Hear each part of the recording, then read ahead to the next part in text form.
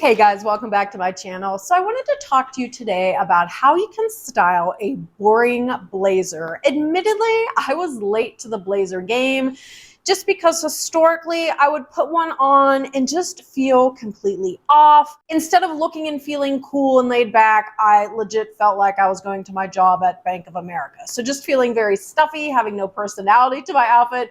So today I'm going to walk you through a couple pointers that you can use when styling a blazer to just make it feel more like you and also to embody something that is more akin to your personal style vibe. Little details are one of the biggest ways you can have major impact when wearing a blazer. So for example, you might notice that there are a couple through lines that you're seeing, some commonalities with each of my blazers. It has to do with the sleeves, right? Everything has been cuffed and rolled. There's a number of different reasons why I do this.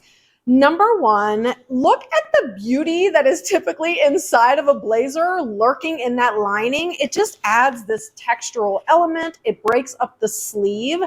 And then by breaking up the length of the sleeve, you're also able to add tons of jewelry. So it's just a way to zhuzh up a blazer, again, to make it feel more relaxed, more modern, versus, in fact, let me show you like the difference.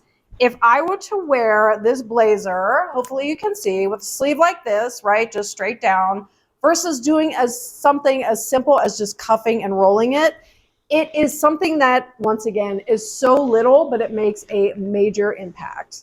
The other game changer for me was thinking about the item I was wearing underneath the blazer. So if you think about it, a blazer, obviously, very traditionally corporate America, menswear, what were they wearing underneath? Just a classic button-down shirt.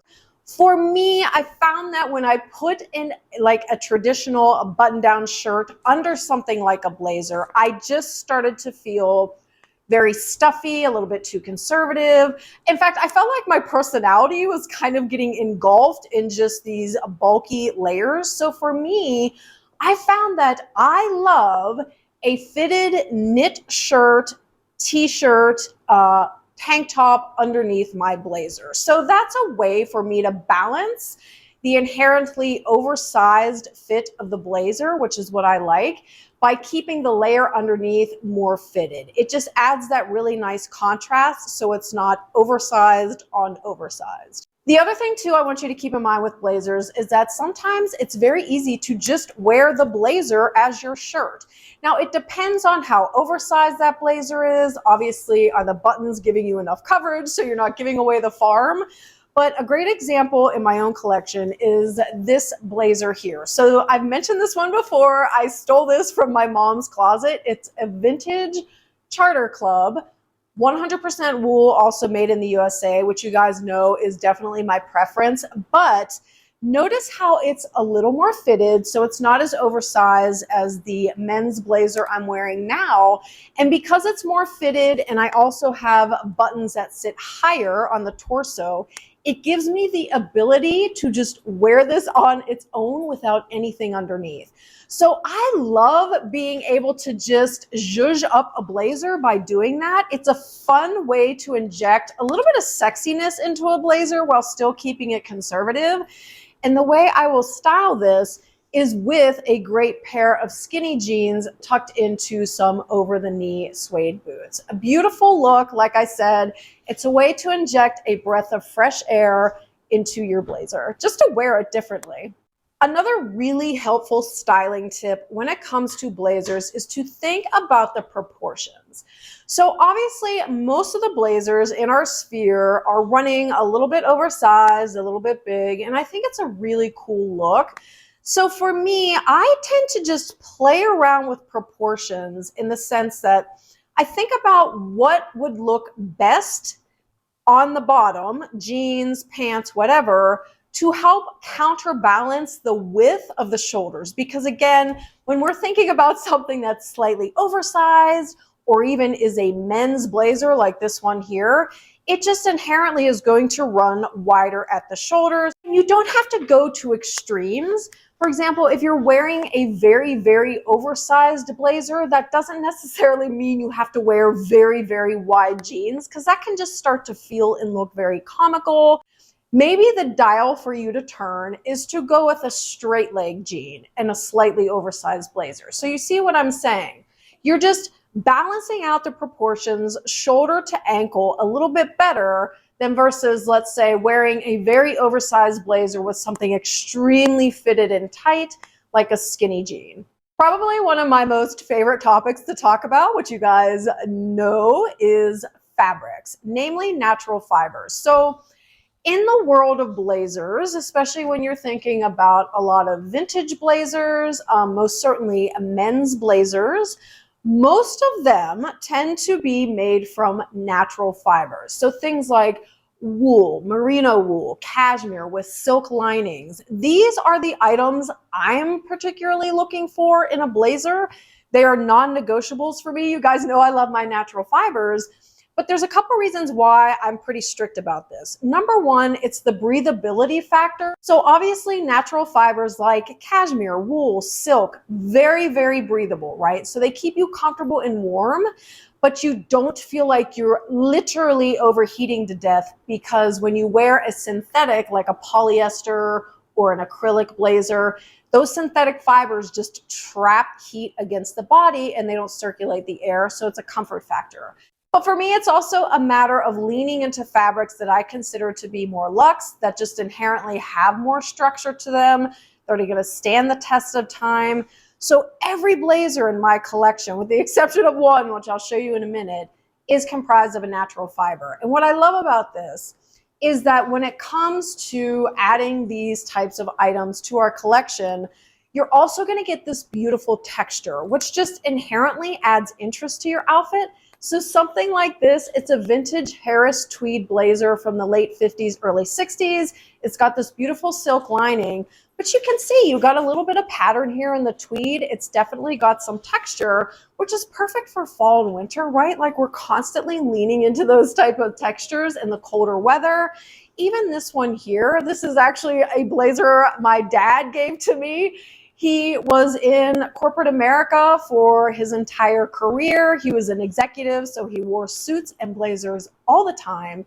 So this is another vintage one, 100% wool with a silk lining, made in Canada. But you'll see, you have another bit of pattern here. It might not have the texture that a Harris tweed blazer does, but you can tell the pattern just adds a little bit of interest. So whether it is pattern, texture, these are all ways, natural fibers, that you can add some interest to a blazer to keep it from feeling very stale and boring. Now, I mentioned that one of the blazers in my collection is not a natural fiber, and it is this one here. This is 100% polyester. The reason why I have this in my collection is because it was my grandma's, who passed a couple years ago, just shy of her 100th birthday. My grandma was the OG thrifter when thrifting was the last thing any cool person did, but she loved to thrift, so I can guarantee this came from the thrift shop. It's an Alfred Dunner. It's made in the USA, so I love that.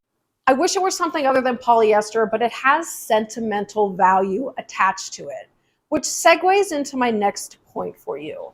When it comes to acquiring things like blazers, think about whose closet you can raid in your family, right?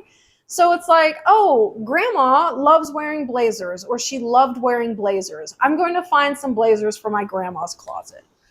Or you could go into your dad's closet, uncle's closet, brother's closet. Anybody that worked in corporate America, I would say from like the early aughts on back, you're guaranteed that any blazer or sport coat hanging in their closet is a natural fiber, so either wool or cashmere, probably has a silk lining, and the quality far surpasses anything you're going to buy on the market today, especially when it comes to the price. Because if you think about it, if you're grabbing a blazer from somebody's closet who, you know, is either a family member or a friend, it's probably going to be free, versus trying to duplicate a wool blazer with a silk lining today and paying a pretty penny for it.